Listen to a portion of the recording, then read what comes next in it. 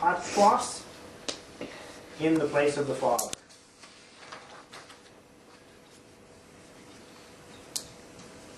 Now, those are all examples of prepositions that are easy to translate because they only take one case. The other prepositions that we're going to be talking about here are a little more difficult because they can be found in different cases. And when they're found in a different case, their meaning or their translation is going to be different. So basically you're using the same word for different things. We do this in English too. We have several different meanings for the preposition for. You might do something for someone, which means you're doing it at their behest.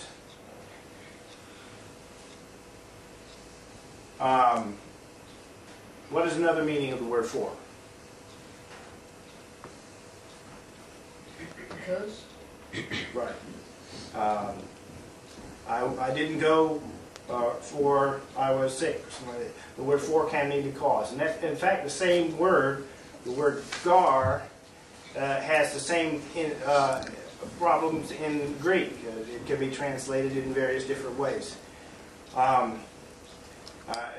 So you have to look not just at what the word is, but the words around it, which give you the clue in terms of prepositions, that where they're found give you the clue as to how they might be translated. In addition to the fact that all words have varieties of different meanings anyway. But this is a fact about prepositions. Now, when it comes to prepositions, they can be found in connection with words of three different cases. Let me try to explain the idea of a case to you. A case is a pattern of forms of words. And in English, usually our words don't change in form that much. We, for example, say, when we are talking about the word boat, we could say the boat is in the ocean, where the boat is the subject. Same form. We could say I'm in the boat, where the boat is the object of a preposition. Same form. We could say I like the boat, where the boat is the object of the sentence. In the Greek, that would be the accusative case. Same form. In fact, however you use it, except maybe if you use it as a possessive, saying the boat's stern or something like that, you're going to have the same form. In Greek, nothing like that. In Greek, every time you change the way the word is used, you change the form of it. And in order to make sense then, and so know which form you use, we have these categories called cases. The nominative case is the subject case. Prepositions are not in the nominative case. But the other cases, these are the ones where we have to get some idea of what we're talking about.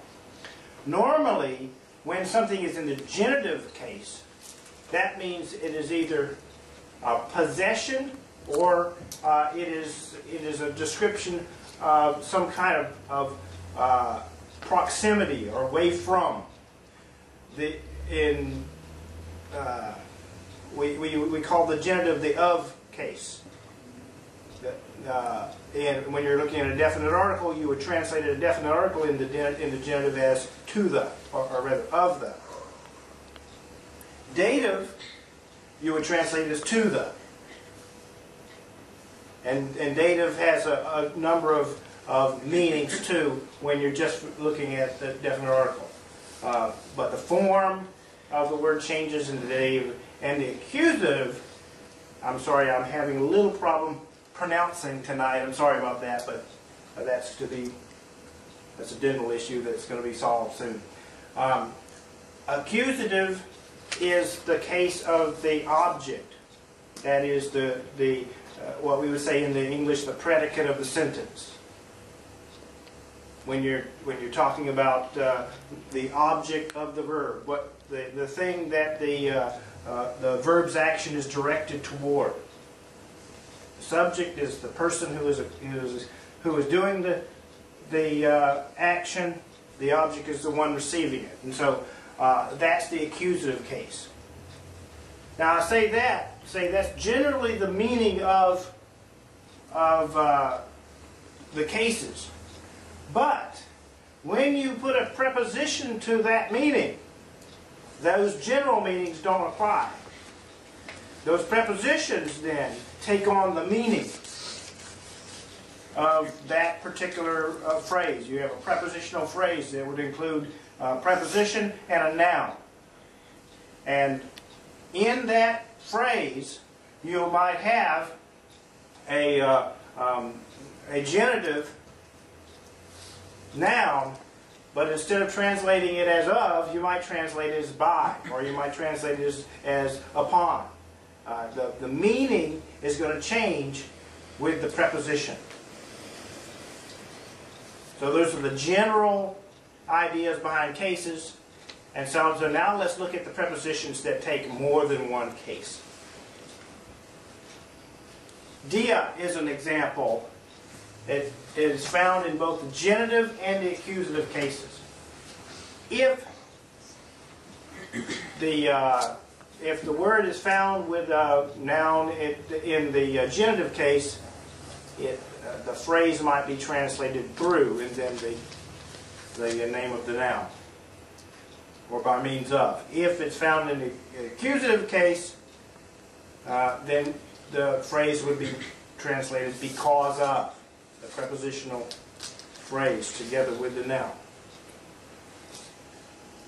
And examples of dia in action. Mark 2:4, dia tan aklan. Remember what aklas means? Crowd. Okay? Okay? And if we back up again and look at this, this is an example of the accusative case. Tan is an accusative case. Aklan is accusative ending. So dia plus the accusative means because of. That's how it's done. Alright? So, dia tan aklan means because of the crowd. Because of the crowd.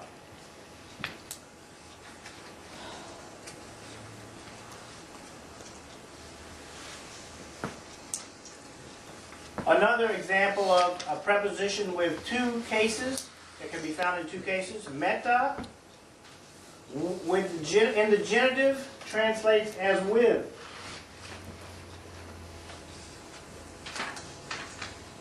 Meta in the accusative translates as after or behind.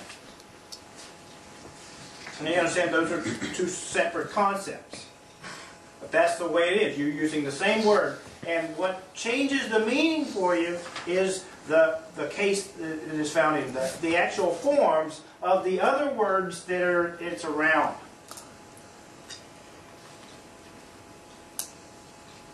And an example, meta tu patras from 1 John 1:3. All right?